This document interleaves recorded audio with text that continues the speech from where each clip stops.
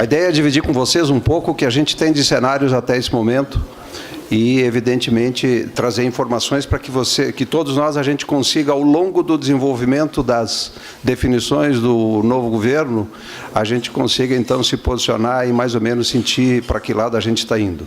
O cenário, a gente falava na reunião inicial, o cenário ele é positivo, porém tem algumas questões que são questões relevantes num país como o Brasil, país democrático, onde importantes reformas dependem da aprovação do Congresso. Isso é bom, mas é o desafio que a gente tem aí, o novo governo tem, de ele implementar as medidas que, se a gente olhar com base no que foi apresentado até agora em relação à indicação dos membros do governo, são sinais bastante positivos. Inicialmente, queria só anunciar que nós estamos divulgando a terceira carta, ou a carta trimestral econômica, que a gente tem feito a cada trimestre. Ela vai estar disponível, vai estar impressa e disponível no site. A carta resume ou detalha um pouco mais o que a gente vai falar na apresentação, embora a apresentação ela vai abordar temas para 2019, a carta reflete mais o momento presente. Antes de a gente avançar um pouco, eu gostaria só de resgatar, para que a gente consiga se situar, o que aconteceu com o Brasil, iniciando lá no plano real. O Brasil, ao longo do final dos anos 90, ele adotou uma série de medidas essas que foram discutidas lá na Convenção de Chicago, em 1989, onde países da América Latina, com apoio do FMI, Banco Mundial, eles discutiram alguns pontos, e desses 10 pontos importantes, o Brasil adotou, a partir de 94, ao longo dos anos 90, culminando com a adoção do câmbio flutuante em 99, adotou o tripé de sustentação da estabilidade econômica. O tripé de sustentação ele não é uma bala de prata, ele por si só ele não resolve, mas ele foi o que lançou as bases para que o Brasil tivesse um crescimento que teve até meados dos anos 2000. A gente vai ver um pouco isso ao longo da apresentação e vai ver o que é relevante e por que reformas são importantes, basicamente, para atacar problemas que o Brasil tem, e o principal problema é a situação das contas públicas, um déficit enorme, carga tributária elevada e crescimento da dívida. A gente vai iniciar com um olhar um pouco sobre os números de Caxias do Sul, focado exclusivamente em Caxias, e aqui eu faço uma parte. Essas informações, a gente elabora elas com base nas informações que são respondidas pelas empresas dos senhores. Então, a gente tem, esta é a fonte. Queria aproveitar para agradecer aos respondentes e solicitar que aos que ainda não respondem, que se fizerem isso, tornam o nosso trabalho melhor, mais consistente, e refletindo melhor a realidade. Então, a gente tem aqui, a gente vê essa curva clássica, o que aconteceu, né, a crise que a gente teve em 2008, 2009, e depois a crise que a gente teve, que essa foi uma crise mundial, aqui foi uma crise brasileira, uma crise que culminou com o impeachment, e a partir daí, mudança de governo, e principalmente, mais do que a mudança de governo, foi a mudança da política econômica, que é o nosso foco aqui, onde a gente viu uma recuperação, e Caxias não foge do contexto nacional. A gente está dentro do contexto nacional, uma dependência maior do setor de transporte, metal mecânico, mas a gente acaba de estar inserido dentro do mesmo contexto. Então, se a gente olhar o desempenho setorial recente, a gente vê que tem já uma melhora, com exceção do comércio. A gente, quando analisa isso, basicamente aqui é uma combinação de alguns fatores.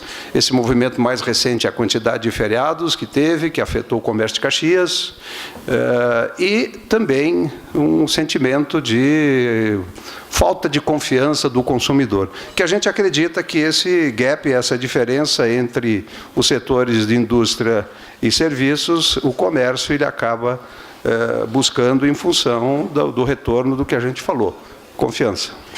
Mercado de trabalho também, mais ou menos a mesma curva, ele teve o efeito muito parecido. E aqui também, desempenho da economia e os postos de trabalho. A economia sempre andando na frente, e a gente, então, tem uma expectativa aí de recuperação, evidentemente que tem muito ganho aí de produtividade e inovação que afeta isso.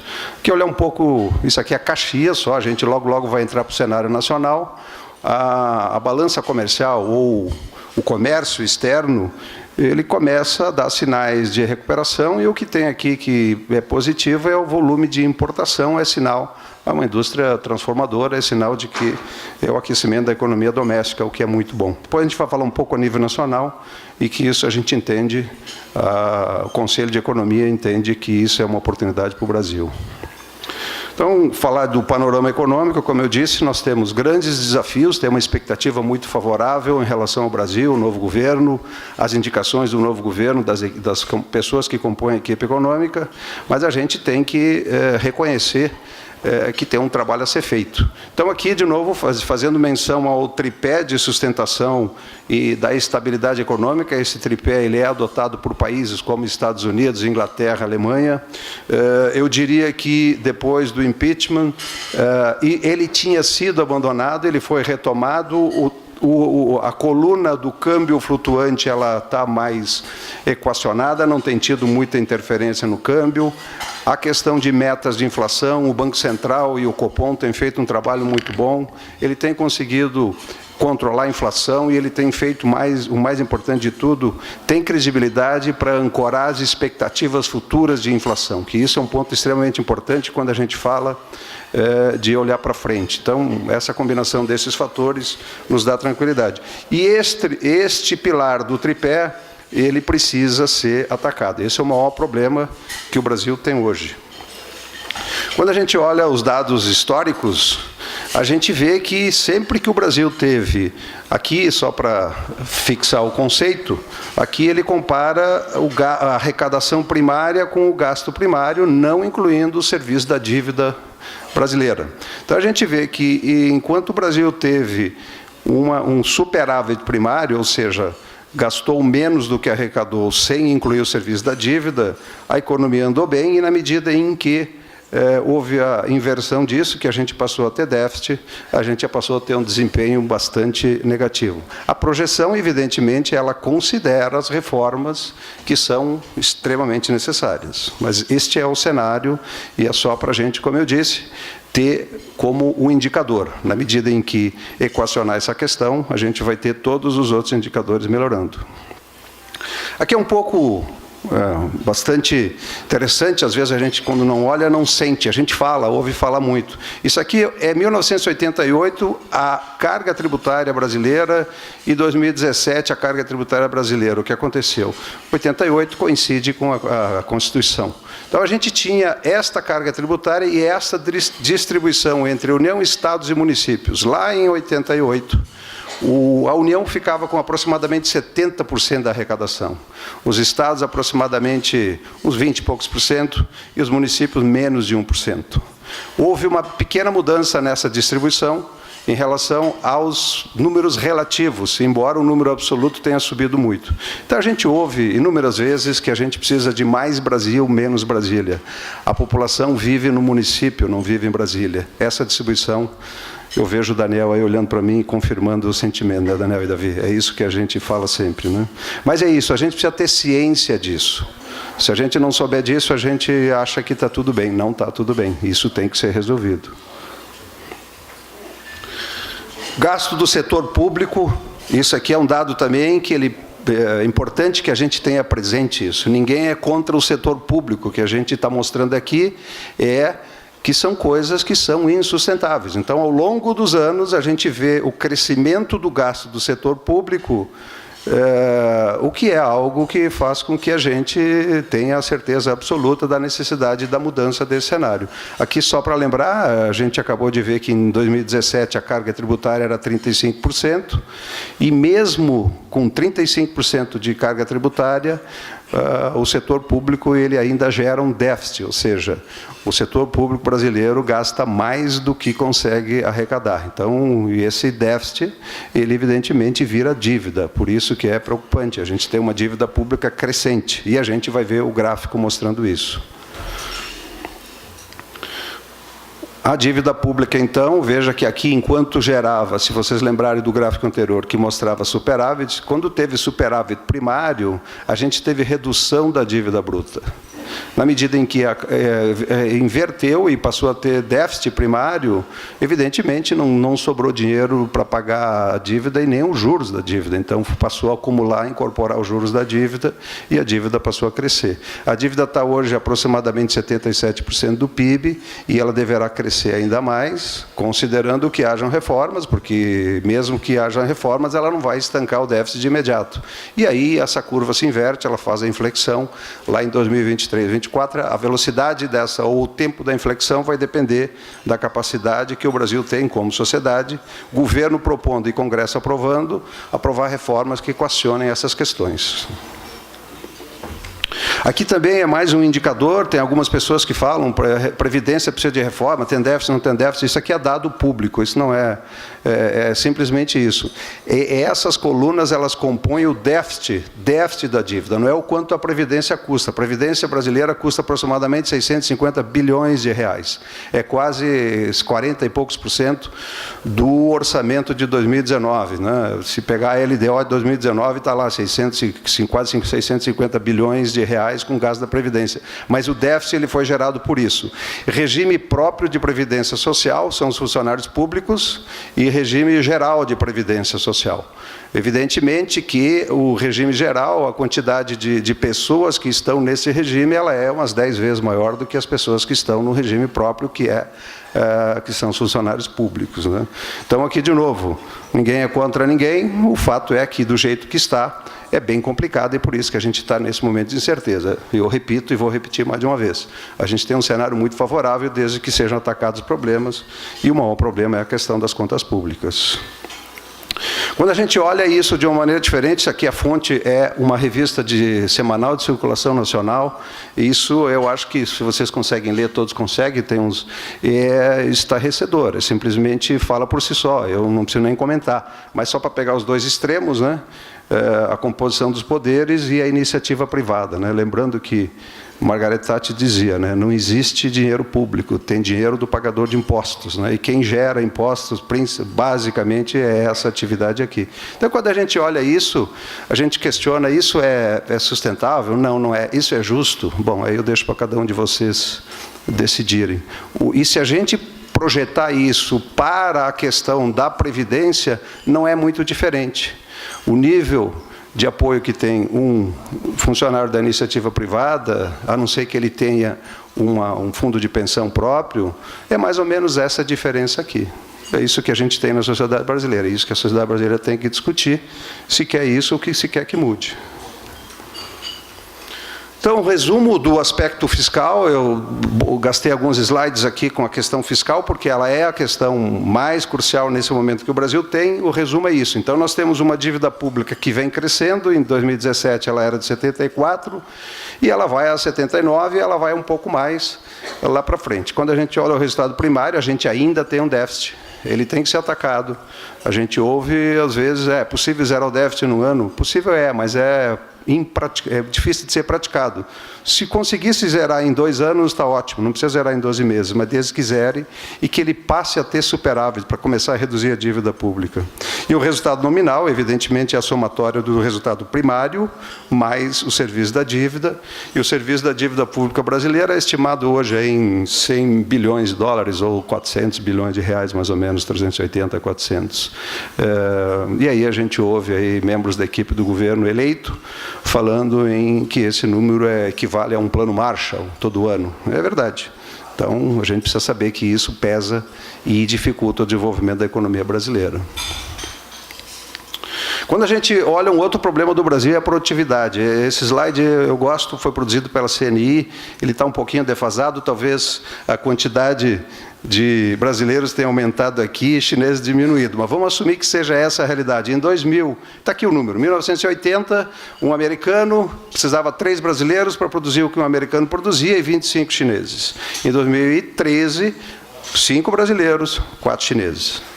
E a razão disso é, certamente, a China investiu muito mais em educação, a China investiu muito mais em redução da carga tributária, a China investiu muito mais investimento em termos de desenvolvimento, em construção, etc., etc., que é formação bruta de capital. A gente vai ver um slide em relação a isso. Então, quando a gente olha um slide como esse, a gente realmente tem que dizer qual é o nosso problema. E quando a gente olha, eu falei da reforma da Previdência, mas a gente tem outras reformas importantíssimas. Uma delas é a reforma tributária, e o gráfico aqui fala por si só.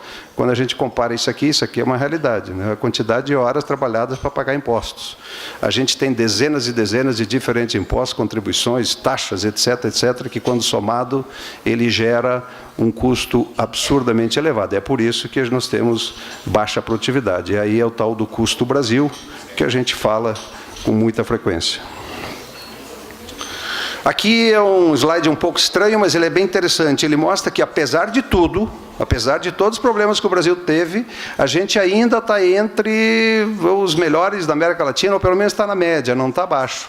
E quando compara com o mundo, a gente não está muito distante. E tem uma coisa que depois a gente vai enfatizar no final, nas conclusões, que é o tamanho do mercado doméstico. A gente tem, em termos médios, a gente tem um tamanho de mercado doméstico que nos permite a gente ser uma economia, galgar posições aí com muita facilidade. Basta fazer a coisa certa. E a gente está tendo um momento único, e talvez, se não aproveitar, a gente não sei o que vai acontecer. Mas, enfim, tem uma expectativa e um potencial muito grande para o Brasil entrar num ritmo de crescimento sustentável e duradouro, desde que se faça o que se fala das reformas, redução do gasto público, redução do tamanho do Estado, um Estado mais eficiente, desonerar folha, desonerar uma série de coisas, permitir que a economia brasileira cresça. 35% de carga tributária é absurdamente elevada em qualquer lugar do mundo, principalmente em país em desenvolvimento, e a gente vai ver um comparativo. Aqui a taxa de desemprego é PNAD, isso é pesquisa. Se a gente olhar o CAGED tem um número um pouco mais otimista. O CAGED é o dado real, é o que as empresas informam, mas a gente vê a redução do desemprego. Tem criação de vagas acontecendo todo mês. E isso reflete no consumo das famílias. De novo, toda vez que a gente olha Brasil, a gente olha de 2010 para cá, 2008 para cá, a gente vê essa mesma curva. Cresceu, cresceu, teve essa profunda recessão, que é a maior recessão da história do Brasil, maior do que a crise de 29 e 30, não teve um período onde a economia contraiu de uma maneira tão profunda. Mas o que a gente tem de bom aqui, é isso que a gente tem que focar e olhar, é que tem já uma expectativa, uma melhora. Isso aqui já é realidade, aqui uma projeção de melhora. Tá? E aqui, de novo, o tamanho da população brasileira, já aí na faixa dos 208 milhões de habitantes. Isso é um potencial de consumo monumental que tem que ser explorado. Tem que ter um melhor aproveitamento disso. Aqui um outro fator importante: os especialistas dizem que um país, para que atinja crescimento sustentável na faixa aí, um país em desenvolvimento como o Brasil, para que ele atinja um crescimento sustentável, ele precisa ter investimento, isso aqui é formação bruta de capital, na ordem de uns 23% a 24% do PIB. O Brasil não tem visto isso faz muito tempo. E este nível aqui, ele foi à custa de muitos subsídios, de muita renúncia fiscal, e não se sustentou. Na medida em que ele foi reduzido, ele despencou e chegou nesse nível de 16%. Quando a gente compara aqui, a gente olha os países que têm 24% de investimento em relação ao PIB, aqui é investimento em formação bruta de capital, a gente logo entende por quê. Aí não precisa nem pegar uma China como exemplo. A China investe a mais de 45% do PIB há muito tempo. Por isso que ela teve o crescimento que teve nas últimas, mais do que anos, as últimas décadas, né? Então, isso é algo realmente que a gente precisa atacar. E para isso, para que haja esse retorno do investimento, seja investidores nacionais, internacionais, é preciso que a gente tenha um ambiente de estabilidade da situação das contas públicas, de ambiente que seja um ambiente de segurança jurídica, segurança regulatória, e para isso precisa que reformas sejam aprovadas, propostas pelo governo e aprovadas pelo Congresso. Então, é importante que a gente tenha isso muito presente. Aqui, quando a gente olha, então, em relação ao investimento, aqui é uma curva de número total, o total do investimento, e lembrar que, como o Brasil tem uma participação grande do Estado brasileiro na economia, e o governo não tem investido, por mais que a iniciativa privada invista muito, ela não consegue, 44% teoricamente, é gasto do governo. Quer dizer, a iniciativa privada teria que investir o dobro do que o normal para compensar o que os governos... Nosso governo, a gente não tem condições de ter investimento, por isso que tem que ter programas de privatização, etc., para que a iniciativa privada consiga fazer PPPs, etc. A gente vai dar uma repassada a isso na hora do fechamento da apresentação e certamente vai ser tema de debate no final. Aqui, então, em relação ao comportamento do PIB, né, o crescimento é variação ano a ano, lá é o histórico, aqui é variação ano a ano, a gente de novo sentiu, aprofundou aqui, teve uma redução de investimento, começa a ter crescimento, o número é positivo. Quando a gente olha a Selic também, como eu disse, a equipe econômica conduzindo bem, inflação sob controle, Selic... Aqui ainda, isso aqui, o relatório do Copom, do Focus de hoje, ele ainda traz 8, mas na medida que o governo assumir e tiver sucesso, talvez a Selic não suba tanto. Mas... pelo que se ouviu aí do novo presidente do Banco Central, talvez ele entre já dando uma mensagem, mas vamos aguardar. Tem que esperar, de qualquer maneira, um cenário positivo, a inflação também sob controle, lembrando que a inflação, a meta é 4,5% esse ano, para o ano que vem cai para 4,25%, 2024 e 2021, 4,75%, com uma margem de tolerância de 1,50% para cima ou para baixo.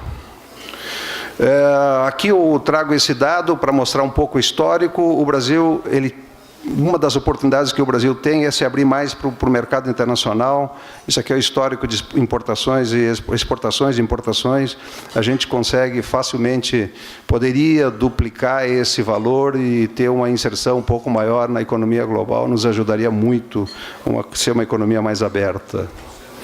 Aqui a pauta das exportações, a gente olha aqui soja, continua sendo importante, material de transporte. Agora, quando a gente olha, a gente acha que a indústria de carne ela é gigante, de fato ela é, mas na pauta de exportação ela não tem muita, comparado com outros. Então, a gente tem condições de agregar mais valor, exportar mais, abrir mais mercados, e isso reforça a ideia de que o Brasil consegue se beneficiar com isso. Aqui um grande resumo, indo para o fechamento. A gente tem, então, projeções aqui para 2018, 2019, tranquilas em relação a tudo. Aqui o PIB que a gente tem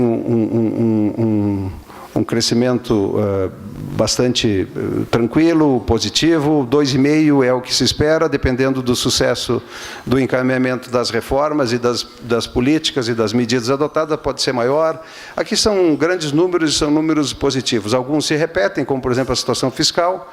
E isso aqui é números do Brasil. Quando a gente olha o mundo todo, o que vai acontecer em 2019, e o que tem acontecido o Brasil aqui tinha números negativos, né? Ele está mais ou menos alinhado com o que acontece nos países desenvolvidos. A gente deveria ter um crescimento próximo aos emergentes e não aos desenvolvidos, mas o que tem de bom, a China é um parceiro importante para o Brasil. O Brasil tem se beneficiado nesse momento recente das questões aí de guerra comercial dos Estados Unidos e China, tem se beneficiado um pouco, e o crescimento da China desacelerou um pouquinho, mas nada que seja um problema, dado o tamanho da economia chinesa hoje.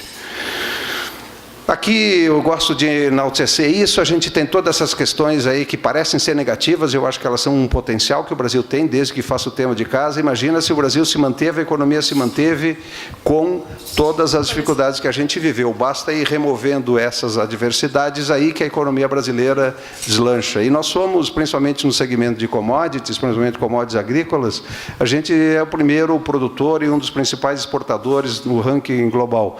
E a gente tem condições de crescer, é o único país no mundo que pode, por exemplo, dobrar o volume de produção de grãos, que está hoje na faixa aí de uns 230, 235 milhões de toneladas, a gente pode chegar próximo do número americano, que é mais do que o dobro disso. Temos todas as condições, solo, clima, incidência de sol, que é a energia mais forte e mais barata que a gente tem. Desafios e oportunidades, meio que repetindo o que a gente falou, só para encerrando, o apoio no Congresso para aprovação das reformas cruciais, especialmente Previdência e outras que a gente falou, políticas econômicas focadas no crescimento econômico, na geração de emprego e renda, que isso sustenta a economia, uma maior inserção do Brasil na economia mundial, retomada de investimento a partir de programa de privatização, concessões, PPPs, o que for. Isso é mais ou menos aquilo que eu falei antes, está dentro dos conceitos que se desgastou um pouco o conceito liberal, neoliberal, mas é isso. Quanto mais uma economia é aberta, mais ela tem condições de crescer de maneira saudável e sustentável. Força do agronegócio, de novo, é algo que só o Brasil tem, é algo único, e é evidente aqui questões que são de extrema importância, que é a questão de energia. A gente tem recursos naturais, energias renováveis, a gente já tem uma matriz energética limpa, que é a hidrelétrica, eólica, vento, fotovoltaica, a gente tem todas as condições de liderar nisso e está indo bem. Precisa só permitir que o Brasil cresça muito mais. Isso é em relação ao Brasil. Em relação a Caxias do Sul, a gente tem esse programa, que é um programa que foi mencionado aqui, que tem uma extrema importância.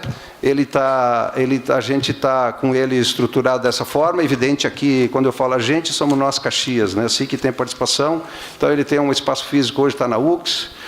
Nós temos já gente trabalhando, tem o Rogério, tem o Schmidt, Carlinhos, tem um monte de gente envolvida aqui. E ele tem, evidentemente, a participação aqui, empresários, academia, o poder público, e isso é de extrema importância que essas três forças trabalhem junto e têm trabalhado.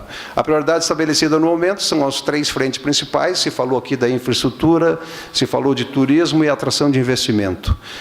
Esse a gente entende que são os principais e tem as diversas ações sendo conduzidas aí, que certamente vão permitir que Caxias evolua e, num horizonte aí de algumas décadas, a gente consiga fazer o que os nossos antepassados fizeram, e tornar Caxias o que Caxias é hoje e permitir que a gente tenha um crescimento. Então, o contexto que a gente tem para o Brasil, a gente não consegue fugir do Brasil, está dentro de Caxias. O Estado do Rio Grande do Sul também tem suas dificuldades, são até piores que o Brasil, mas o discurso é um só. A gente precisa buscar eficiência, reduzir o gasto público e reduzir a carga tributária para permitir que a economia cresça.